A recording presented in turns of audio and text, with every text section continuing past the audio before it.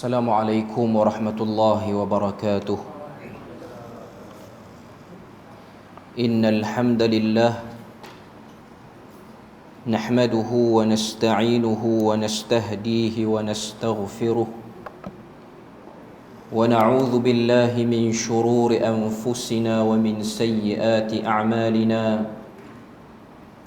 من يهده الله فلا مضل له ومن يضلله فلا هادي له. أشهد أن لا إله إلا الله وحده لا شريك له وأشهد أن محمدا عبده ورسوله. يا أيها الذين آمنوا اتقوا الله وقولوا قولا سديدا يصلح لكم أعمالكم ويغفر لكم ذنوبكم ومن يطع الله ورسوله فقد فاز فوزا عظيما. الحمد لله الذي بنعمته تتم الصالحات. ربنا آتنا من لدنك رحمة وهيئ لنا من أمرنا رشدا. اللهم آت نفسي تقواها وزكيها وأنت خير من زكاها أنت وليها ومولاها. أما بعد. Alhamdulillah, syukur pada Allah Azza wa Jal kerana dengan rahmat dan juga limpah kurnia yang Allah Ta'ala berikan, dapat kita bersama pada malam ni menyambung perbahasan daripada risalah Indahnya Pesan Luqman Al-Hakim. Kita masih lagi pada bab yang keempat, iaitu 3 cabaran berinteraksi dengan wasiat Luqman.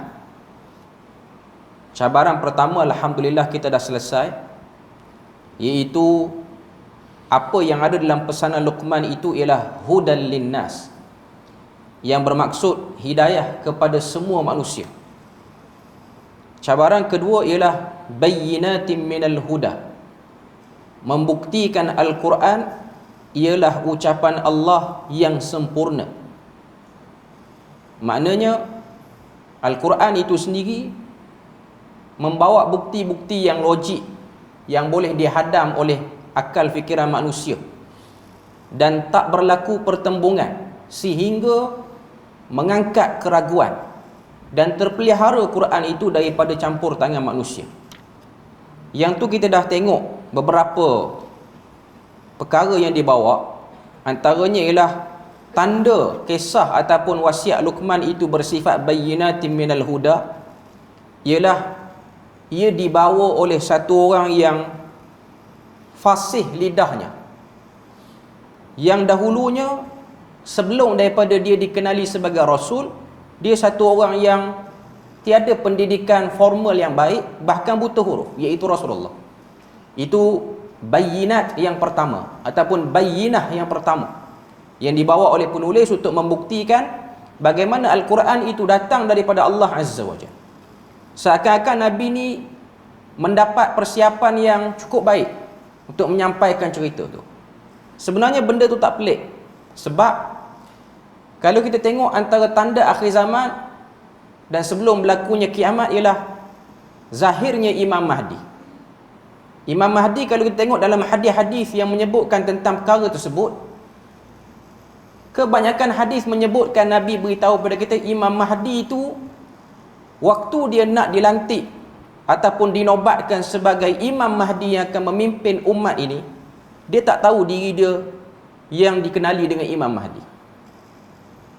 Maknanya kalau mungkin sekarang dah ada, wallahu a'lam, ia termasuk pada benda yang gaib. Dia tersembunyi. Bukanlah tersembunyi seperti mana yang difahami oleh Syiah, yang ditunggu di muka pintu gua tu, bukan. Yang tu pegangan Syiah. Maknanya dia sendiri dia tak tahu diri dia. Sehinggalah dalam hadis tu Nabi sebut dia diislahkan pada satu malam, iaitu dibaiki diri dia, dipenuhkan jiwa dia dengan ilmu-ilmu sehingga dia boleh memimpin umat ni. Sebelum pada tu dia bukan daripada kalangan orang yang belajar ataupun pergi ke arah nak menjadi pemimpin, tak. Tapi satu malam dia termasuk daripada bayyinah kebesaran Tuhan. Maknanya Allah Ta'ala boleh isi dada satu orang itu dengan ilmu yang lengkap yang mana ilmu tu mungkin perlu dipelajari dalam tempoh puluhan tahun, tapi Allah Ta'ala isinya dengan satu malam saja. Dan itu juga berlaku pada Nabi, bila mana Nabi menyampaikan cerita Luqman, seakan-akan Nabi ni belajar lama. Nabi macam belik kitab yang cukup banyak, sejarah-sejarah lampau. Tapi sebenarnya Nabi tak buat apa benda tu. Itu termasuk daripada tanda kebesaran Allah Azza wa Jalla. Kalau kita tengok yang terakhir, kita berhenti perbahasan kita ialah kalau buku lama ni lah, muka surat yang ke-25, iaitu pada perenggan yang terakhir yang berbunyi, ambil satu ucapan yang pernah anda ucapkan 5 tahun lepas. Saya tak tahu buku baru muka surat berapa. 20? 53. Oh, agak jauh daripada buku lama. Buku lama muka surat 25. Buku baru muka surat 53. Okey. Kita tengok di situ, perenggan di situ. Okay. Selepas daripada penulis dia cerita pada kita gaya bahasa kisah Luqman yang sempurna tanpa kecacatan. Waktu Nabi cerita tu, Nabi present, Nabi sampaikan dengan cukup baik dan elok. Seakan-akan ianya seperti orang yang dah berlatih ribu-ribu kali untuk bercakap depan orang. Macam Nabi ni diberikan satu latihan untuk berada di pentas awam, Nabi boleh menyampaikannya dengan baik. Tapi sebenarnya bukan macam tu. Sebab kisah ini termasuk daripada bayyinatin minal huda, iaitu bukti daripada hidayah, maka Allah Ta'ala menjadikan luar daripada kebiasaan. Jadi kita tengok apa yang disebutkan oleh penulis. Dia kata, ambil satu ucapan yang pernah anda ucapkan 5 tahun lepas, ucapkan sekali lagi kepada audiens yang sama. Adakah anda akan mengekalkan ucapan yang diungkapkan 5 tahun lepas sama sepenuhnya, atau anda akan membuat sekurang-kurangnya sedikit pindaan, seperti memasukkan beberapa perkataan yang lebih sesuai, kerana audiens anda kini sudah meningkat usia sebanyak 5 tahun lagi. Itu dia buat perbandingan dengan orang biasa. Orang biasa walaupun dia ni hebat cakap, dia duduk di pentas awam, dia menyampaikan ucapan, pidato, syarahan, dia hebat. Tapi bila mana dia lama di arena ataupun di pentas pengucapan awam ni, biasanya ucapan dia walaupun membawa tajuk yang sama, kontens beberapa tahun lepas dengan kontens yang baru dia nak sembahkan ni akan berbeza. Dia akan tukar banyak pandangan ataupun dia akan tukar banyak perkataan. Sebab itu ialah manusia biasa. Saya tak kata pada orang lain, bahkan saya tengok diri saya sendiri. Saya tengok video-video saya yang di-upload di YouTube 5 tahun lepas dengan Terengganu yang pekat. Saya dengar pun, teruk betul Terengganu dulu. Lain macam. Sekarang ni dia kurang, dia tak ada. Dia dah makin lebih formal sikit. Kalau dulu tuan-tuan tengok kuliah saya, memang pekat betul. Saya tak rasa orang boleh faham, orang negeri lain boleh faham dengan baik. Sebab memang sangat-sangat pekat, menggunakan perkataan-perkataan yang kadang-kadang orang Terengganu yang tertentu je faham. Tapi bila mana kita dah pergi ke pentas lebih jauh lagi, kita dah melalui audiens yang berbeza latar negeri, kita terpaksa menerima perubahan dalam bab tu. Sebab pengucapan awam ni dia kena sentiasa mengikut arus perubahan pendengar. Pendengar yang mendengar, mereka meningkat usia bersama dengan apa yang dia dengar. Jadi mungkin mereka mahukan dengan benda yang lebih segar lagi. Cuma Nabi SAW, apa yang Nabi sebut 12 tahun, 13 tahun di Mekah, benda yang sama juga disebut selepas daripada Nabi hijrah ke Madinah, terutamanya ayat Quran. Nabi tak akan melakukan perubahan, walaupun satu huruf, walaupun satu baris, tak berlaku perubahan. Itu juga antara bentuk keajaiban dan juga pemeliharaan ilmu pengetahuan daripada Allah Azza wa Jalla. Bagaimana kalam Tuhan itu dipelihara. Bukan benda mudah. Bukan kata 5-6 tahun manusia ni bercakap. Bahkan kita, apa yang kita bercakap semalam dengan hari ni pun dah berbeza dah. Sebab manusia itu memang lemah. Manusia itu memang dia tak ambil cakna terhadap benda-benda itu, sehingga menyebabkan kadang-kadang dia rasa benda itu ambil mudah saja. Sebab kita ni bukan bayyinatin minal huda. Kita bukan satu keterangan yang Allah Ta'ala nak jadikan kebenaran tu datang pada kita. Bukan. kita kena sedar kebenaran itu datang melalui lidah Nabi. Kita semua ni kita tumpang. Sejauh mana kita ikut Nabi, maka kita akan mengikut kebenaran. Tapi kalau kita ikut orang lain atau kita ikut cara kita sendiri, maka kita akan berbeza natijahnya. Sebab tu apa-apa cara sekalipun, nak jadi orang yang cemerlang akhiratnya, memang kena ikut cara Nabi. Macam-macam mana sekalipun. Tak boleh kita modify walaupun sikit, walaupun pada benda yang simple. Sebab untuk mendapatkan hasil yang sama, dia mestilah datang daripada proses yang sama. Macam mana tuan-tuan tanam sejenis pokok, mengharapkan buah pada pokok tu, tuan-tuan kena tengok orang yang pernah berpengalaman tanam pokok tu. Dia akan hasilkan hasil yang sama. Dia tak akan keluar hasil lain. Macam mana orang nak tahu, nak dapatkan harum manis, dia kena tengok orang yang pernah tanam harum manis. Dia tak boleh tengok orang tanam mempelam biasa. Tak akan jadi. Macam mana orang tanam durian, dia kena tengok macam mana cara orang tanam durian sehingga dia mendapatkan hasil durian. Sebab tu orang yang nak dapatkan dakwah yang betul, dia kena ikut cara Nabi. Sebab tu kalau kita amati dakwah Nabi ni, ataupun apa yang Nabi bawa, Nabi ni membawa dua elemen. Pertama, elemen dari segi akhlak. Yang kedua, elemen dakwah, iaitu isi yang dibawa daripada firman Tuhan. Selama 40 tahun yang awal, maknanya daripada umur Nabi baligh sampailah umur 40 tahun, waktu ni Nabi tidak ditentang oleh musyrikin Mekah. Disayangi, dipuji, diangkat, diletakkan pada kedudukan yang baik. Waktu Nabi diangkat jadi Rasul umur 40, sampailah Nabi wafat umur 63, kita tengok bagaimana penentangan berlaku terhadap dakwah Nabi. Jadi hari ni orang-orang yang berdakwah, dia kena tengok sisi itu. Dia berdakwah sekarang ni, orang tak puas hati dengan dia kerana dakwah ke orang tak puas hati dengan dia kerana akhlak? Itu benda yang penting. Sebab Nabi, walaupun dia ditentang dakwah, isu akhlak tidak dimainkan oleh musyrikin Mekah. Sebab mereka mengiktiraf Nabi dari segi akhlaknya. Sebab tu walaupun dia orang ni sakan lawan Nabi, lepas pada Nabi umur 40 start cakap tentang tauhid ni, dari segi bab kepercayaan, dari segi bab amanah, mereka masih lagi meletakkan Nabi lah orang yang paling terbaik dalam bab ni, tak ada orang lain. Jadi satu benda yang kita boleh belajar daripada kehidupan Nabi ni ialah akhlak memang memainkan peranan besar. Sama macam apa yang dibawa oleh Luqman Al-Hakim pun, iaitu dia menasihati anaknya dengan bahasa yang paling terbaik, yang paling sedap dan tenteram didengar oleh hati manusia. Sebab manusia ni walaupun dia jahat, dia tu suka keluarkan perkataan kesat. Dia sendiri tidak suka dilayan dengan bahasa kesat. Dia tak boleh. Walaupun dia tu jenis mulut longkang, orang kata mulut longkang, tapi kalau orang berurusan dengan dia dengan cara longkang, dia tak boleh pergi.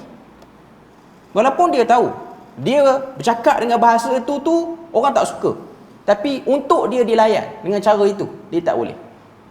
Kalaupun dia buat tak tahu, dalam hati dia ataupun di lubuk hati dia yang paling dalam, mesti dia akan rasa tak puas hati. Cuma dia tak nak ambil pasal je.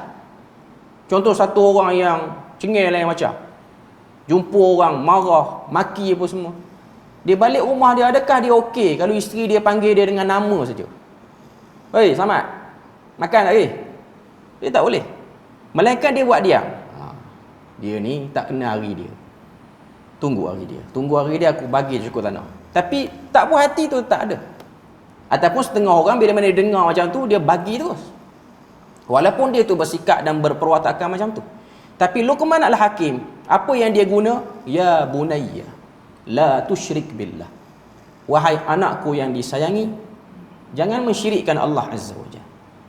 Sebab tu kalau kita baca dalam Al-Quran, bagaimana Allah Ta'ala menceritakan kisah dakwah para Nabi dan Rasul sebelum Nabi Muhammad, kita akan tengok antara kisah yang terbaik yang diabadikan oleh Allah Azza wa Jalla dalam Al-Quran ialah kisah dakwah Nabi Musa dan juga saudaranya Harun alaihissalam, khususnya dalam surah Taha ayat 29 sampailah ayat yang ke-34, iaitu ketika mana Nabi Musa beritahu pada Allah Ta'ala, waj'alli waziran min ahli, wahai Tuhan, jadikanlah untukku pembantu dakwah ni daripada kalangan ahli keluarga aku, Harun akhi, dia pun sebut, iaitu saudaraku Harun.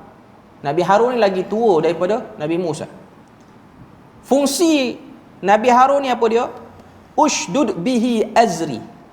Teguhkanlah Nabi Harun itu dengan kekuatan yang telah diberikan kepadaku. Wa asyrikhu fi amri. Dan jadikanlah dia sekutu dalam urusan aku. Jangan jadikan dia ni orang tak puas hati dengan aku secara diam-diam. Jadikan dia ni sealiran, sefahaman dengan aku. Fungsi apa? Nak kena ada pembantu ni, nak kena ada orang yang macam Nabi Harun ni. Sebab perwatakan Nabi Harun, perwatakannya ialah perwatakan lembut. Perwatakan Nabi Musa, perwatakan yang sedikit agresif. Dia bukan cengih, dia agresif. Cengih ni jumpa kira nak marah orang, nak pelempang orang. Ataupun orang Pantai Timur panggil samsing, gedebel. Ni tak makan saman ni orang panggil ni, lagu ni. Okey. Nabi Musa dia bukan macam tu. Dia kalau orang buat lebih kurang, dia nak balas dengan tone tinggi. Tapi dia bukan melemparkan kata-kata kesat. Dia balas dengan tone tinggi. Seperti mana dia tak setuju dengan perbuatan Nabi Khidir waktu cabut satu papan daripada perahu. Dia guna tone tinggi. Dia tak kata, "Hei, bodoh." Tak kata macam tu. Tu orang yang tak ada akhlak. Maaf saya sebut benda tu. Orang sekarang ni sensitif sebut benda tu. Tak boleh sebut kataan tu. Okay. Cuma nak sebutnya ialah Nabi Musa dia kata, "Kenapa cabut?" Tone je tinggi. Dia tak kata, Nabi apa, lekeh. Macam mana Tuhan boleh angkat dia jadi Nabi? Dia tak buat sarkastik macam tu. Dia hanya sebut kenapa cabut macam ni? Kenapa buat macam ni? Berbeza dengan Nabi Harun. Nabi Harun dia ada penyabar yang tinggi sikit. Allah Ta'ala sebut dalam ayat yang ke-33-34, fungsi Nabi Harun ialah untuk kai nusabbihaka katsira, supaya kami berdua ni dapat banyak bertasbih pada kamu. Wa nadhkuraka katsira, ayat 34, dan banyak mengingati kamu, iaitu berzikir pada kamu. Walaupun ayat ni, ayat 29 sampai 34 ni adalah cerita dakwah Nabi Musa yang memerlukan bantuan daripada Nabi Harun, tapi satu benda yang kita boleh ambil daripada keumuman cerita itu, bagaimana satu orang ni dia perlu dikelilingi oleh orang-orang yang baik untuk dia sentiasa maintain duduk di atas landasan tu, utamanya akhlak dan syakhsiah yang elok. Kita kena buat kerja amal ma'ruf nahi munkar, kena larang orang buat benda-benda yang tak betul. Tapi cara untuk melarang orang tu, kita perlu belajar daripada orang yang tinggi sabarnya. Sebab tu kerja Nabi Harun waktu pergi bersama dengan Nabi Musa menghadap Firaun, untuk bercakap dengan Firaun itu bukan Nabi Harun yang perlu bercakap. Yang kena bercakap ialah Nabi Musa. Nabi Harun hanya tugasnya supaya memastikan Nabi Musa on track, sampaikan nasihat. Jangan bertekak dengan, jangan berkelahi dengan dia. Jangan. Waktu Firaun sebutkan benda-benda yang boleh memanaskan hati, jangan layan benda tu. Maknanya dia sentiasa kekalkan Nabi Musa di atas track, iaitu sampaikan perkataan yang sepatutnya kamu sampaikan. Tak perlu lebih-lebih. Sebab ini ialah salah satu daripada cara untuk menjadikan dakwah itu lebih mudah diterima. Sebab keperluan bercakap dengan bahasa yang lembut ni bukan hanya dapat menarik orang yang kita tengah berkelahi tu, orang yang kita tengah berkonfrontasi tu. Sebenarnya kalau kita tengok dakwah Nabi Musa, walaupun Firaun kekal dengan kesyirikan dia, kekal dengan mengaku dia sebagai Tuhan, tapi dakwah Nabi Musa berjaya menjentik hati-hati penonton dia. Penonton tu ramai lembut. Sebab tu kalau tengok bila mana Nabi Musa ni dijatuhkan hukuman, diburu untuk dibunuh, siapa yang beritahu kepada Nabi Musa suruh lari daripada Mesir? Menteri kanan kepada Firaun. Sebab dia kesian tengok Nabi Musa. Cuma dia tak berani nak ikutnya. Cuma dia minat perwatakan Nabi Musa ni sentiasa on track. Sentiasa tak lari daripada radar yang sepatutnya. Dia datang, dia cakap tentang Tuhan. Dia tak pelekeh Firaun. Dia tak kata mengaku Tuhan, tinggi tak cukup 5 inci mengaku Tuhan. Tak kata macam tu. Dia go on the benda yang sepatutnya. Dia bukan cakap benda mengarut. Jadi ada sebahagian penonton ni, ada sebahagian yang masuk Islam, ada sebahagiannya yang terpikat dengan betapa duduk di atas prinsipnya Nabi Musa itu, walaupun si Firaun tu sendiri tak ikut. Cuma nak sebutnya benda tu penting. Perkara tu penting. Okay. Kemudian kita tengok apa lagi yang disebut.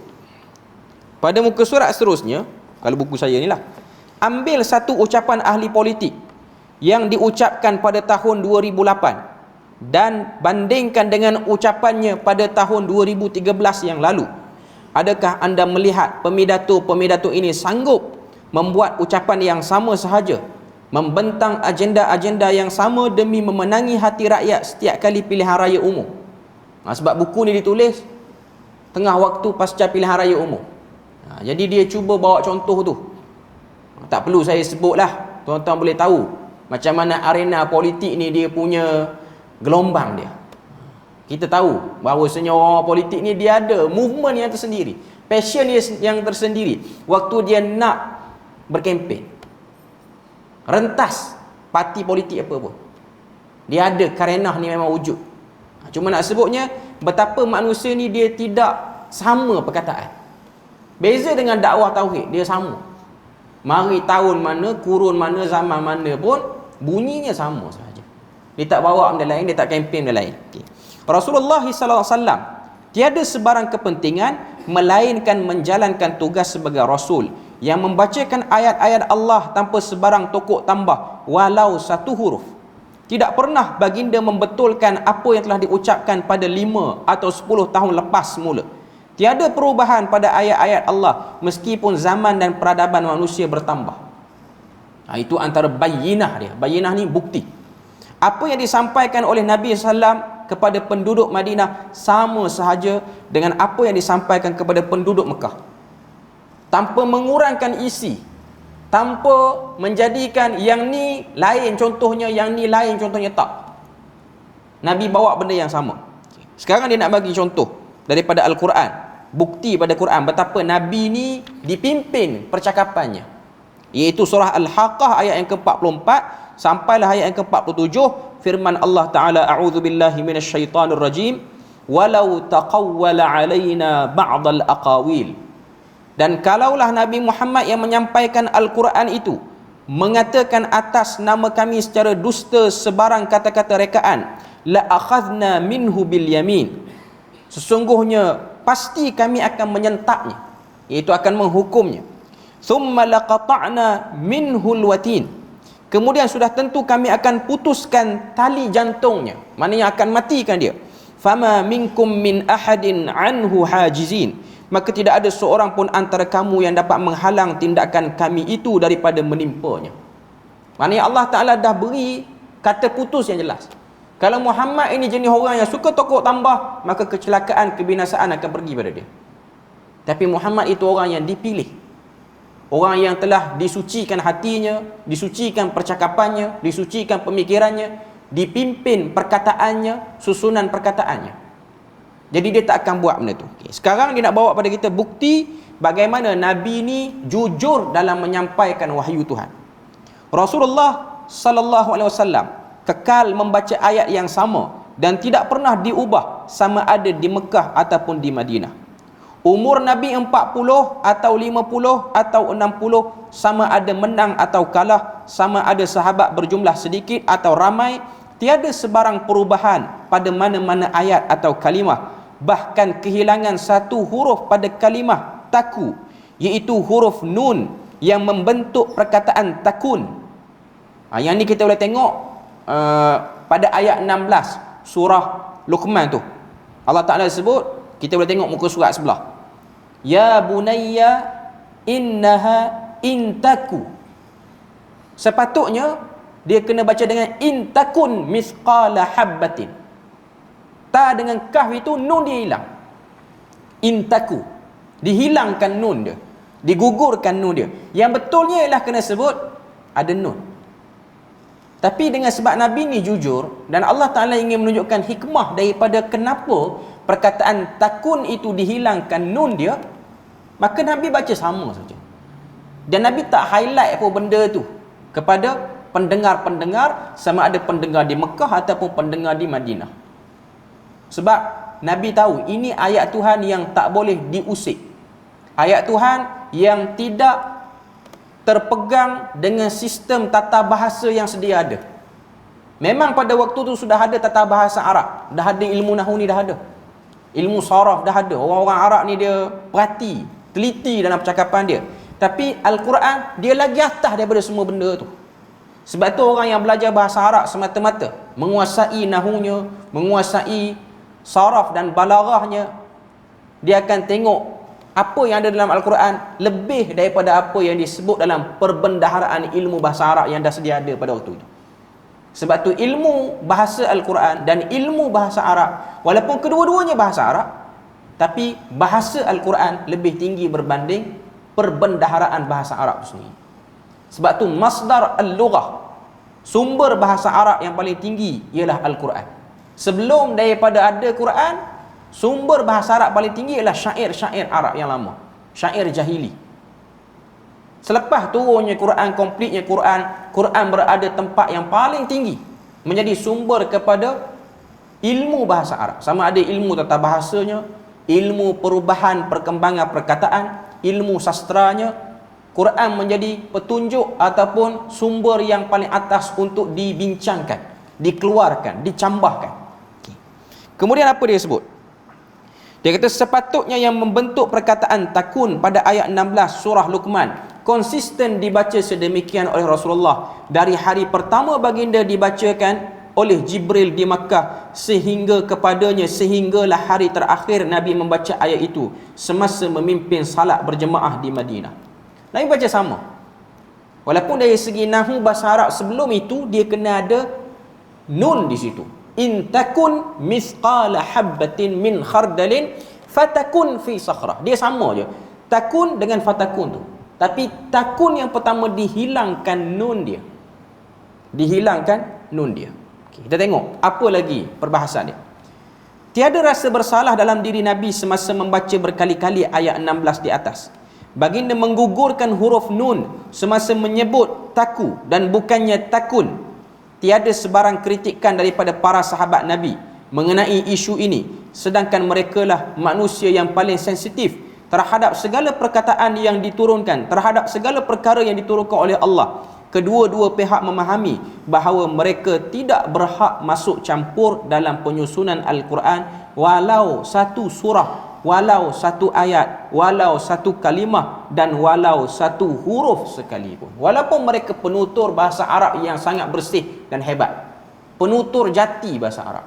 Dia beza dengan orang Arab sekarang, dia bukan lagi penutur jati. Sebab bahasa Arab sekarang sudah bercampur dengan berbagai-bagai bangsa yang berkeliling dengan masyarakat Arab.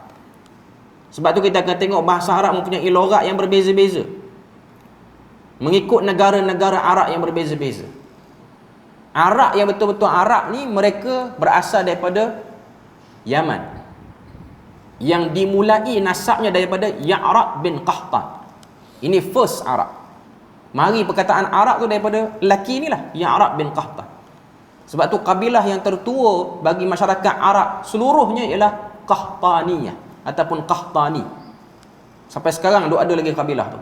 Bercambah keluar berbagai-bagai. Sebab tu dalam hadis Nabi sebut sesungguhnya ahlu Yaman itu ataupun penduduk Yaman itu ada iman dalam hati mereka. Ini hadis yang diriwayatkan oleh Bukhari dan juga diriwayatkan oleh Muslim. Tapi hadis ni perlu dipaham dari segi konteks dia. Adakah Nabi sedang mengisyaratkan Yaman selama-lamanya ataupun Yaman mana yang dimaksudkan di situ? Yaman yang dimaksudkan di situ ialah orang-orang Ansar yang berpindah daripada Yaman pergi ke Madinah. Dia bukan orang-orang Yaman sekarang. Kalau tuan-tuan tengok negara Yaman sekarang macam tak kena hadis tu Nabi sebut. Nabi kata sesungguhnya iman itu ada pada orang-orang Yaman. Iman tu akan ada pada orang Yaman yang ikut Nabi. Kalau orang Yaman yang dengan keyamanannya tak jadi apa. Sebab tuan-tuan tengoklah negara Yaman sekarang macam mana. Adalah yang bagus, memang situ tempat lahirnya para ulama, situ juga tempat lalunya Nabi dan para sahabat. Tempat yang hebat, tempat yang kaya. Tapi dari segi realitinya sekarang kita tengok dia tidak seperti mana yang dululah. Cuma nak sebut kepada kita bahawasanya ini asal keturunan mereka. Ini asal keturunan mereka. Sehinggalah mereka berkembang, berpindah ke Hijaz, membentuk negara-negara teluk ataupun kita sebut sebagai Gulf country ni. Negara-negara teluk ni Arab Saudi, Qatar, UAE, Kuwait. Ni semua negara-negara ni mempunyai logat bahasa Arab yang berbeza-beza. Walaupun mereka ni duduk dalam sekitar semenanjung tanah Arab. Dia macam kita lah, semenanjung tanah Melayu ni. Cakap bahasa Melayu, logat setiap daerah negeri beza. Dan dia akan pergi lebih hebat lagi perbezaan bahasa Arab ke negara-negara yang dulunya bukan asal penutur Arab. Contoh, Jordan, Iraq. Dua Iraq. Dulu bila mana kita tengok kitab-kitab lama, bila mana sebut Iraq ni dia akan sebut dengan Iraqaini wa Syam. Dua Iraq dan Syam. Dua Iraq tu ialah Iraq dan Iran. Dulu Iran pun panggil Iraq. Sekarang bawa nama dia Iran. Sebab kedua-dua tempat tu, dua-dua negara tu, Iran dan Iraq ni, ialah tempat tamadun ataupun berpusatnya Majusi pada waktu itu. Mesopotamia dan segalanya lah. Okay. Mereka ni dulu bukan penutur bahasa Arab. Tapi selepas daripada sahabat masuk kawasan tu, Islam mula menguasai, khalifah mula berpindah ke situ, mereka jadi penutur bahasa Arab. Sama juga dengan Mesir. Mesir, negara Afrika, duduk dalam benua Afrika, mereka asalnya bukan penutur bahasa Arab. Tapi dengan sebab mereka telah asimilasi bahasa Arab, mereka jadi negara yang dikenali dengan bercakap dengan bahasa Arab. Walaupun bahasa Arab Mesir sangat ketara beza berbanding bahasa Arab yang dipertuturkan di Teluk, negara-negara Teluk. Sama jugalah di Morocco. Ni negara-negara yang dah jauh ni, yang dah arah ke barat.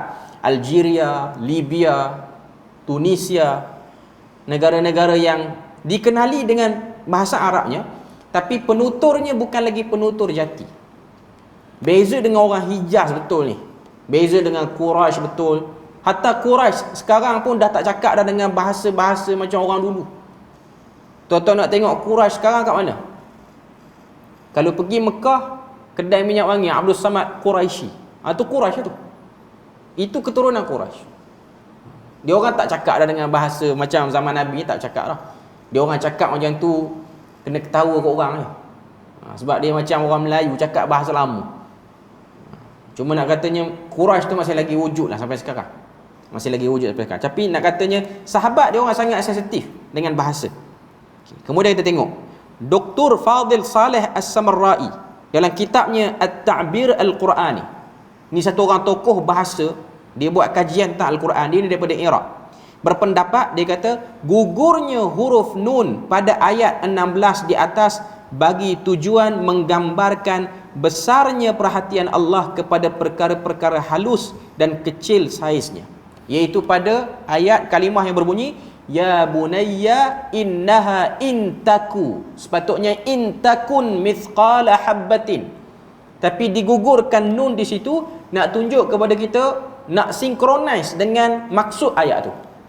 Kan maksud ayat tu Tuhan kata pesanan Luqman, intaku mithqala habbatin, sesungguhnya jika ada sesuatu perkara yang baik atau buruk sekalipun seberat biji sawi, serta ia tersembunyi di dalam batu besar atau di langit ataupun di bumi, sudah tetap akan dibawa oleh Allah untuk dihakimi dan dibalas olehnya.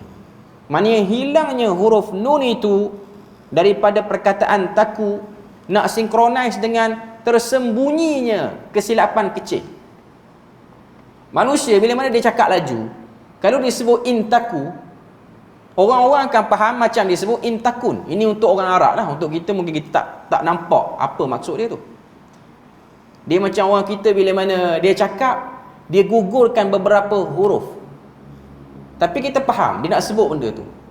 Pengguguran huruf itu hakikatnya ialah satu pengurangan daripada kalimah. Kan ada logat-logat tertentu ni dia hilangkan huruf ataupun hilangkan suku kata.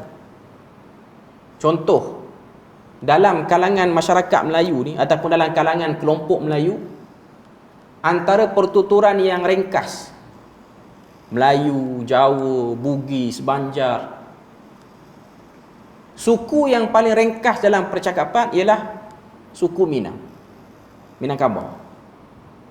Percakapan dia orang ringkas. Contoh, dia nak tanya kita siapa, angku sia, dia sebut sia aja. Sepatutnya siapa, tapi sia dia dah faham, itu ialah siapa. Tapi ada tempat lain sia tu lain pula. Cuma nak katanya dia antara suku yang percakapan dia ringkas. Percakapan dia ringkas. Ni waktu saya pergi ke Minangkabau, orang-orang tua di sana dia kata beza kita Sumatera Barat dengan Sumatera Utara, Sulawesi ni, orang Sulawesi percakapan dia panjang. Dia banyak perkataan nak sebut sesuatu. Tapi orang belah Minang, di ranah Minang ni ataupun termasuklah orang-orang di Pekanbaru, Riau apa semua ni, mereka lebih suka memendekkan suku katanya. Tapi waktu dia pendekkan suku kata tu, orang tak rasa dia sedang sebut perkataan lain. Dia nak sebut perkataan tu, tapi orang pun tak ambil kisah pun, hilangnya perkataan tu, suku kata tu. Nak sebutnya dalam ayat 16 ni, bahasa Arab yang fasih perlu dibaca dan disebut dengan in takun. Tapi dengan sebab lidah yang laju nak sebut, kadang-kadang sebut in taku. Orang tak perasan, tapi Allah Ta'ala nak tunjukkan kebesaran dia. Orang yang kaji baru dia perasan. Sebab tu Allah Ta'ala tidak lalai terhadap benda yang kita ucapkan dan lakukan, walaupun tersembunyi, walaupun tak habis, walaupun diselaputi dan di luarnya tu lain, tapi di dalamnya tu lain. Dalam ayat itu Tuhan nak sebut betapa Allah Ta'ala maha meliputi pengetahuan di atas segala sesuatu. Manusia ni walaupun dia cakap lain, tapi Tuhan tahu apa yang ada dalam hati dia. Itu yang nak disampaikan oleh Allah Azza wa Jalla. Kemudian kita tengok, seseorang pembaca ayat ini boleh jadi menyedari atau tidak menyedari kehilangan huruf nun berkenaan. Namun bagi Allah Azza wa Jal, tiada satu perkara pun di langit dan di bumi, walau sekecil mana pun kehilangannya, yang tidak disedari dan tidak diketahui. Maknanya Allah Ta'ala tahu semua, walaupun kita tak tahu, sebab ilmu kita terbatas. Berbeza dengan ilmu Allah Azza wa Jal. Walaupun orang hari ni dia mendabik dada, dia macam tahu semua benda, tapi dia tak tahu, hatta atas diri dia pun dia tak tahu. Kita ni, diri kita, tak payah tengok makhluk lain, diri kita. Tuan-tuan tak tahu berapa bilangan bulu roma yang ada pada badan, tak tahu. Kalau orang tanya berapa ribu bulu roma duk ada kat badan, dia tak tahu. Tak payah kira satu badan, ambil misai je, ambil kumisnya yang ada atas bibir, bilang berapa sari, tak bilang. Apatah lagi warna organ dalaman, tak tahu. Betapa lemah dan sikitnya ilmu kita terhadap diri kita, kita tak tahu. Sebab tu kalau kita sedar benda ni, kita akan jadi hamba yang betul-betul mengakui kehambaan. Kita tak tahu apa. Inilah yang disebut dalam Al-Quran, ya ayyuhan nas antumul, ya ayyuhalladzina amanu antumul fuqara'u ilallah. Wahai orang-orang beriman, kamu semua fakir dan perlukan kepada Allah Azza wa Jalla. Kamu semua, kita semua ni fakir. Fakir ni maksudnya ialah tak banyak benda kita ada, tak cukup pun. Walaupun kita rasa kita dah ada well prepared terhadap satu benda yang bakal berlaku. Ada orang dia sediakan untuk diri dia itu, ini, dia sediakan dari segi duit simpanan, dari segi rumah, tempat tinggal, untuk dia berjaga-jaga apa benda yang akan berlaku di masa akan datang. Tapi benda tu boleh berlaku lain daripada apa yang dia sangka. Sebab tu kita kena memberi hak itu kepada Allah Azza wa Jalla. Barulah kita akan jadi hamba yang betul-betul ubudiyah. Hamba yang betul-betul ubudiyah, iaitu yang betul-betul rasa diri ni hamba. Kalau kita tak rasa diri kita hamba, kita akan mendabik dada. Saya tahu yang ni, tapi tahu kita tu ialah sangat terbatas. Okey, kemudian dia sebut lagi apa dia? Namun bagi Allah Azza wa Jal, tiada satu perkara pun di langit dan di bumi, walau sekecil mana pun kehilangannya, yang tidak disedari dan tidak diketahui. Muka surat seterusnya, kecil bagaimanapun biji sawi itu, apabila hilang seperti kecilnya huruf nun yang hilang pada kalimah takun ini, ia tetap dalam pengetahuan Allah sehingga ia tidak boleh disembunyikan sama sekali. Al-Imam Burhanuddin Al-Biqai pula berpendapat, gugurnya huruf nun pada ayat 16 bagi menunjukkan keadaan sebutan yang menjadi lebih ringan tanpa huruf nun. Hal ini demikian kerana ayat itu berbicara mengenai objek paling ringan, iaitu biji sawi. Ini hikmah-hikmah yang digali oleh para ulama. Kenapa digugurkan isqatun nun, digugurkan huruf nun, supaya lidah menjadi mudah untuk sebut. Nak tunjuknya biji sawi ni benda yang mudah untuk dibawa. Tak berat beban kita. Sebab dia benda yang sangat kecil. Dia melekat je dekat kita. Kita tak perlu pegang dia, dia hanya dilekatkan. Beza dengan kita pegang gelas. Walaupun kita rasa gelas ni ringannya, cuba pegang sejam. Pegang tu sejam. Kita akan rasa berat. Gelas ni ataupun air ni, pegang, suruh angkat, ringan. Kita suruh dia pegang sejam, pegang macam tu. Dia akan rasa berat. Dia akan rasa kebah tangan dia. Tu beza. Nak sebut pada kita bahawasanya kenapa para ulama membahaskan perbahasan ni, sebab nak mencari hikmah. Okay. Kemudian apa lagi yang dia sebut? 2 huruf pastinya lebih ringan bebannya daripada 3 huruf semasa dibaca. Maka digugurkan huruf nun. Kemudian huruf nun dikembalikan dalam sebutan kedua kerana ia menerangkan tetapnya biji sawi itu dalam keadaan asal, tidak berubah dan kekal berada di lokasi yang hanya Allah Ta'ala jua maha mengetahui kedudukannya, ketika tiada pengetahuan manusia mampu sampai kepada biji sawi yang tersembunyi itu. Ini antara kebesaran Allah Azza wa Jalla melalui ayat ni. Sebab tu Quran ni disebut dengan i'jaz maknawi, mukjizat yang bersifat kajian. Kita tak akan nampak hebat Quran sehingga kita kaji Quran. Sebab tu Quran ni kalau hanya dibaca sahaja. Si kafir pada zaman Nabi pun baca. Orang kafir baca. Sebab orang kafir zaman Nabi bukan orang kafir bangsa lain, orang kafir bangsa yang sama. Beza dengan zaman kita. Zaman kita ni, kalau kita di Malaysia ni, biasanya diistilahkan kafir ataupun non-Muslim ialah bangsa lain.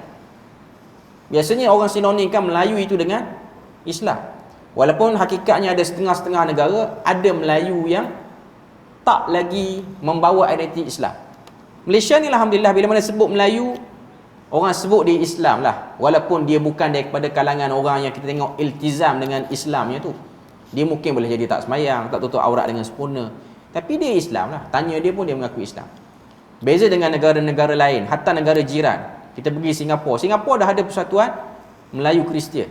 Maknanya bila mana sebut Melayu di Singapura, orang tak kata semua Melayu di situ Islam. Ada Kristian. Sama juga kita pergi di Indonesia, ada Melayu Hindu. Contohnya di Bali, Melayu. Di Bali itu semua Melayu, tapi dia Hindu. Dia membawa agama lama sebelum tok nenek moyang kita menerima Islam. Itulah wajah pengamalan agama Hindu yang diamalkan oleh orang Melayu dulu. Sebab tu Hindu yang diamalkan oleh India di Malaysia jauh beza dengan Hindu yang diamalkan oleh orang Melayu nenek moyang yang lama-lama dulu. Sebab tu Hindu di Bali dan juga Hindu di India jauh ketara. Tapi dari segi makan benda-benda haram, makan babi apa semua tu adalah. Sebab tu orang-orang cuti kan dia pergi Bali. Ada orang cuti pergi Haknyai okey sikit. Mudah nak cari makanan halal. Okay. Tapi pergi Bali ni dia tak berapa secure. Dia antara kepulauan yang cantik, tapi Islamnya minoriti. Nak mencari makanan halalnya sangat sulit. Sebab di sana kalau dijual nasi lemak pun lauknya babi. Nasi lemak lauk babi. Saya ada kawan-kawan nasi lemak kita, orang Melayu Malaysia sebut nasi lemak, terbayang tak kita lauknya babi? Tak terbayang.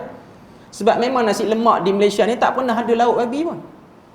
Tapi di Bali ada. Kita tak tanya dia, akhirnya kita pun tertipu. Sebab wajahnya sama, dia potong timun sama, dia potong telur pun sama. Kita boleh ingat, ni macam yang duk jual tepi masjid tu kot. Tak. Jaga-jaga. Yang tu boleh jadi celeng guling, istilah dia lah. Dia orang tak panggil babi, dia orang panggil celeng. Celeng ni kalau orang Terengganu celeng tabung buh duit tu. Celeng daripada buluh tu lah, tabung buh duit. Tapi di sana celeng tu dia panggil babi lah. Dan babi dia orang bukan babi yang warna pink yang dia orang makan tu. Babi hutan yang hitam tu, yang ada taring tanduk tu. Jadi nak sebutnya ialah mereka Melayu, tapi Melayu dengan wajah Hindu. Termasuklah di setengah-setengah tempat Melayu Kristian pun ada, Melayu Buddha pun ada. Tapi alhamdulillah kita di Malaysia ni bila mana sebut Melayu, umumnya ialah Islam. Masyarakat Arab bila mana sebut Islam, tak semua daripada orang Arab Islam pada waktu itu. Beza dengan Arab sekarang. Bila mana sebut Arab, khususnya di negara Teluk ni, majoriti Muslim. Tapi kalau sebut Arab di Jordan, Arab di Mesir, dia dah ada yang Kristian. Antara negara di dunia ni yang semuanya Islam ialah Arab Saudi, yang membawa nationality dia. Kita jangan cerita yang datang kerja situ maybe ada yang bukan Islam, ada yang Hindu, ada, tapi negara yang semuanya Islam, warga negara dia ialah satu-satunya lah Arab Saudi. Kita bagi ruang azan dulu. Okey, kita nak sebut beberapa perkara sikit.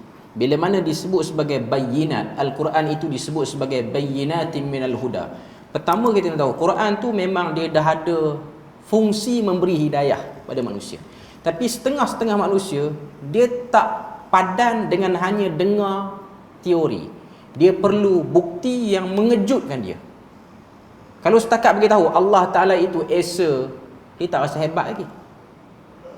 Kena bongkarkan lagi depan dia esanya, hebatnya Allah Ta'ala ini, sehingga dia hantar Rasul yang telah bercakap dengan maklumat yang sangat terperinci, sedangkan dia bukan datang daripada pendidikan formal. Baru dia terkejut. Sebab manusia ni kadang-kadang dia mudah untuk terima ilmu bila mana hati dia tu tak banyak sangat benda-benda yang kotor ada dalam diri dia. Tapi musyrikin Mekah, mereka mempunyai banyak syubhat. Syubhat ni ialah kesamaran. Mereka banyak akal nak lawan Nabi. Jadi memerlukan cara yang lebih detail dan lebih mendalam. Sebab tu Quran itu membawa juga elemen maknawinya. Kena korek bagi dalam. Sebab tu hidup manusia ni, bila mana dia tidak berpedoman dengan pedoman yang betul, dia akan jadi macam tu. Kalau orang tu dia memang suka belajar pada alam, maka dia akan nampak benda-benda yang berlaku depan dia ni, walaupun bukan daripada ayat Quran, dia dah boleh belajar sesuatu. Contoh, tengok sebahagian orang-orang tua kita dulu mengeluarkan kata-kata hikmah untuk membuat permisalan ataupun contoh untuk bagi kita faham satu-satu benda, ataupun nampak kehidupan ini yang sebenarnya macam mana. Kadang-kadang mereka memberi perumpamaan bukan daripada perumpamaan ayat Quran, tapi kita nampak apa yang dia nak sebut tu, dia ada tema yang sama dengan Quran. Contoh, ni saya nak sebut sikit sebelum yang terakhir. Okay. Baru ni saya pergi ke Kepala Batas Pulau Pinang. Sebab tujuannya ialah nak jumpa satu orang pengusaha capal Melayu. Bukan capal yang letak atas tayak tu. Capal Melayu lah. Capal Jago Gemilang Kepala Batas. Ini antara pengusaha capal yang famous lah, sebab ramai pemimpin negara pakai capal dia. Capal dia pun mahal. Saya kenal capal jago ni daripada almarhum ayah saya lagi. Dia pernah tempah dengan Haji Hashim yang awal-awal buat tu. Dah meninggal Haji Hashim pun dah lama dah. Maknanya dia nama yang cukup lama. Bukan kerana pemimpin negara guna, daripada dulu dia orang kenal. Maknanya puluhan tahun yang lampau. Dulu orang Pantai Timur ni dia kenal Pulau Pinang ni dua. Capal Jago, Kepiah Bukit Mentajam, dua. Kuala Bukit Tajam ni yang saya pakai ni lah. Kuala Bukit Tajam dengan Capal Jago. Maknanya dia satu nama besar. Nama besar pada waktu tu. Sebab kedua-dua ni, saya nak cerita sikit lah. Saya bukan nak promote, saya tak bawa apa-apa allowance tambahan pada yang buat pun. Cuma saya nak sebutnya, kedua-dua yang buat ni, sama ada yang buat Kepiah tu Haji Idris, dan juga yang buat capal ni Haji Hashim, orang yang ikhlas dalam membuat sesuatu. Almarhum ayah saya, dia sempat jumpa dengan Haji Hashim yang buat capal tu. Sekarang ni anak dia yang duk buat. Dia tanya, buat capal ni yang sungguh sangat ni, apa sebab? Dia kata capal ni nak bagi orang pergi semayang masjid pakai elok. Tengok pedoman dia. Dia bukan buat capal kerana dia nak jenama dia boleh lawan kasut bata, bukan. Dia nak supaya orang pergi beribadah ke masjid dengan gambaran yang elok. Benda yang sama ditanya kepada Haji Idris yang buat Kepiah. Sebab apa buat Kepiah lain sikit, yang mahal sangat Kepiah daripada Kepiah lain ni? Sebab supaya orang beribadah tu elok. Sebagaimana orang pergi majlis besar-besar, dia pakai baju mahal-mahal, dia datang berjumpa Tuhan dia dengan pakaian yang elok. Ini falsafah orang yang luar biasa. Tuan-tuan tengok, dua-dua ni dah mati lama dah, tapi orang cari, orang buru produk dia tu. Dia tak perlu buat iklan, tak perlu buat Facebook, tak perlu ads, tak perlu apa, tak perlu gantung billboard di lebuh raya. Orang cari. Bahkan kalau tuan-tuan pergi Kedai dia bukan jenis kedai yang open 24 jam. Kita kena call baru dia buka. Betapa ramainya orang nak cari barang dia. Sampai tahap dia jenis tak open. Dia jenis call baru datang. Bagaimana Tuhan mengangkat. Ini saya nak sebut keikhlasan. Keikhlasan. Saya jumpa anak dia. Anak dia cerita pengalaman 15 tahun duduk dengan ayah dia. Dia kata ayah dia ni selalu memberi pedoman-pedoman hidup. Dia kata manusia, ini yang saya dapat lah, yang saya pergi jumpa dia. Dia kata manusia ni suka berebut pada benda tak penting, sedangkan dia perlu benda yang penting tu saja. Contoh, dia nak ayam panggang, tapi dia sibuk Allah pada ayam panggang tu mesti Allah yang mahal, kena pinggan yang mahal. Yang dia nak makan ayam tu je. Manusia dia berebut pada benda yang dia tak perlu. Dia perlu benda lain, tapi dia berebut benda lain. Contoh orang kita, dia nak makan ayam, dia bukan nak makan pinggan tu. Ayam tu kalau lapik dengan daun pisang pun kenyang juga dia. Tapi ada orang dia nak pinggan tu kena mah, pinggan tu kena perak, pinggan tu kena pinggan mahal. Padahal dia tak makan pinggan tu. Dia rasa hebat dengan makan dalam pinggan itu. Pinggan tu tak bawa ke mana pun. Yang dia nak ialah makanannya. Itulah saya nak katanya ialah dia tak perlu ayat Quran pun orang macam ni. Dia boleh belajar sesuatu dalam hidup. Manusia suka bergaduh pada benda yang dia tak perlu. Kemudian yang kedua yang dia sebut, bagaimana lumrah hidup manusia ni.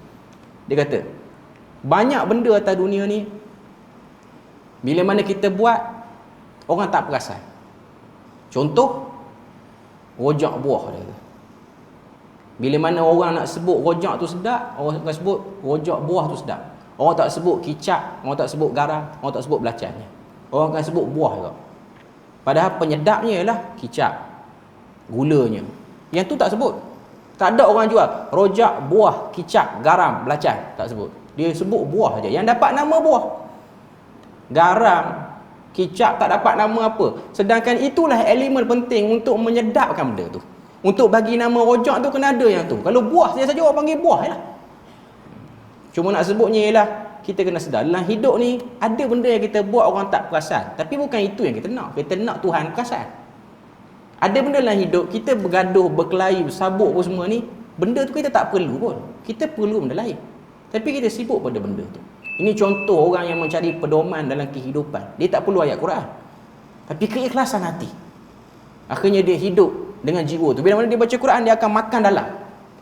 Dia akan makan dalam. Sebab dia melihat, dia belajar. Sebab kita kena tahu, ilmu juga diperolehi melalui manzar, iaitu pemerhatian sekeliling. Selain daripada baca ayat-ayat Tuhan. Sebab manusia ni berbeza-beza. Kita berpada situ untuk malam ni. InsyaAllah kali akan datang kita akan sambung cabaran ketiga, beramal dengan ajaran Al-Quran. Itu cabaran yang ketiga untuk menyelesaikan bab yang keempat. Berpada situ, subhanakallahumma wa bihamdik, asyhadu an la ilaha illa anta wa astaghfiruka wa atubu ilaik. Wassalamualaikum warahmatullahi wabarakatuh.